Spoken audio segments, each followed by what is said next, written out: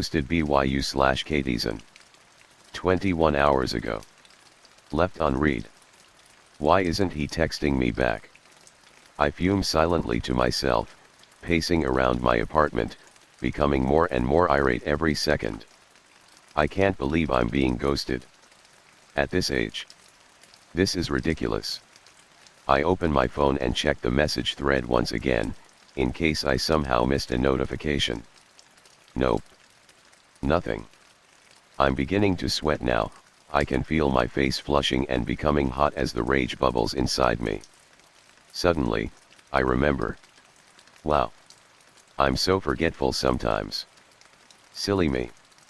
As I glance over to the windowsill, and the bloody perspex box, I realize. He can't text me back. I have his fingers. Posted by you/foggyglasseye. The family. The detective sat opposite the suspect. Good evening, Mr. West, he said. I read your statement, and I'd like for you to go over it one more time, if you don't mind. Harold, the suspect grumbled. Okay. Harold, then. The detective opened his folder.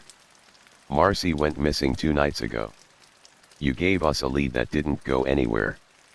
I'm hoping, for her sake, that you accidentally left something out. You look at the house? Harold asked. Yes. The basement. Empty. Harold leaned forward, holding his head in his hands. Then I don't know where else she could have gone. Maybe Pam's house. I don't know. The detective glanced at his notes. Pamela Miles was the woman you followed, correct? Your neighbor. Didn't want to do it, Harold said. Marcy insisted, made me come along. Why were you following her that night? The detective asked, following along with Harold's written statement. Marcy's always been, well, no nice way to say it, nosy. If she noticed that a neighbor is painting their house a different color, she has to check with the homeowners association to see if they agreed to it. You get what I'm saying? Everyone's business is her business. What was Pamela doing that caught your wife's attention? The detective asked. No inconsistencies so far, he noted. Harold continued. She was going out every evening, despite the stay-at-home orders. We had no idea where she was going, but Marcy just had to know. So we followed her. To the house. Yeah, Harold confirmed. A few streets down, with a for sale sign on the front. That's the one you checked, right? Our officers did, yes, the detective confirmed. Okay. It wasn't empty when we got there, not the basement. We got on our hands and feet and looked through the windows, and the room was full of people. They all had robes and masks on, all except Pamela. We could hear them. The detective read the earlier statement that Harold had made.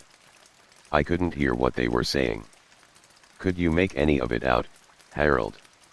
Not much, but some. One woman was standing in front of her, asking her if she could promise to protect the family and defend their home from all threats. Pam said she could.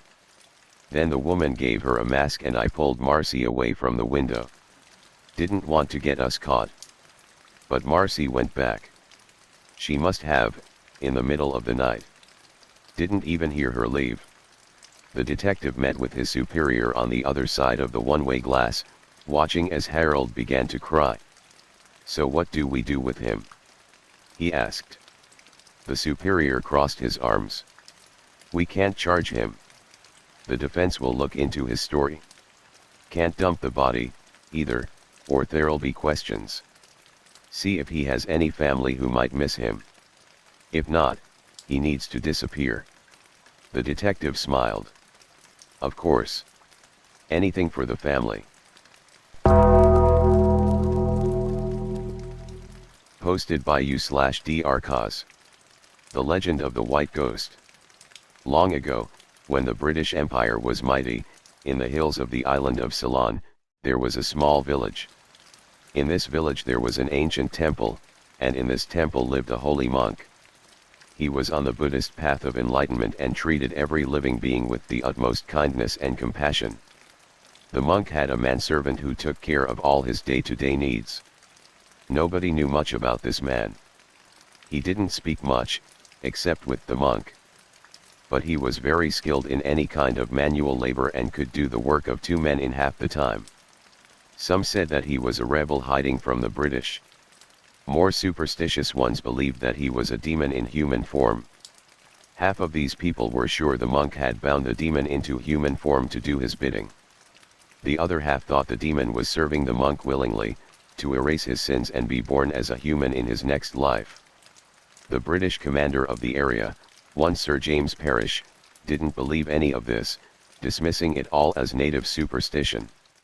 There was another legend that he believed, however, that there was a treasure of immeasurable value hidden inside the temple. One full moon night, Sir James took a group of 12 armed men to the temple.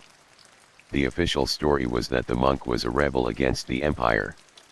The real reason was, of course, the treasure, which Sir James wanted for himself.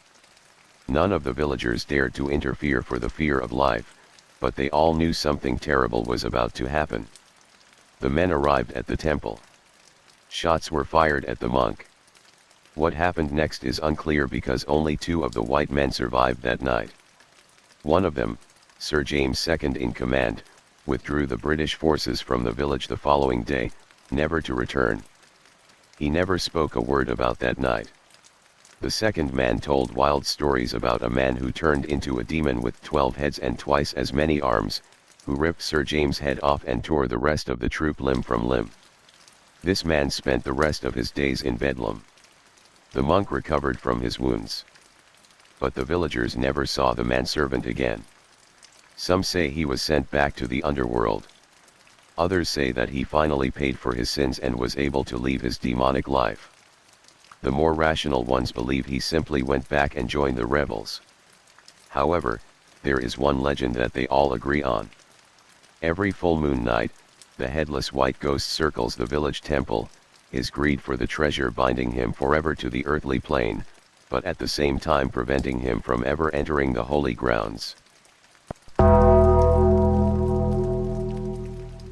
Posted by u/darkwriter 1992. The man outside. It's midnight, there is a tap on my bedroom window. An old man presses his face up against the glass. He wants to be let inside. What happens next is up to him, he tells me, smiling like a child on Christmas morning. On his neck is a black ink tattoo of an octopus. In his right hand is a knife. The octopus is my favorite animal, do you know why? He grins, a yellow crooked smile. They are just as smart as humans. As a young man, I watched an octopus trying to get into a glass jar with a fish inside. It struggled, tossing the jar around, but it would not break until frustrated, it used its tentacles to twist and pull the jar open like a human. Pop. Swallowing the fish whole. The old man looks back at me with hungry eyes and I scream, shutting the blinds. Then I hear the old man moving around the back of my home searching for entry points. The patio door is locked as well as the door to the garage. He couldn't get in, could he? I hope not. I'm quick, moving from room to room. Tipping a cabinet over in front of the bedroom window. Thinking I'm safe, I fall to my knees, exhausted. A whisper of warm air hits the back of my neck, the kitchen window, pushed up an inch if that. Terrified, I scramble to both feet, closing it. An inch too late though, because next I feel the edge of the knife to my throat, he's behind me. Smiling.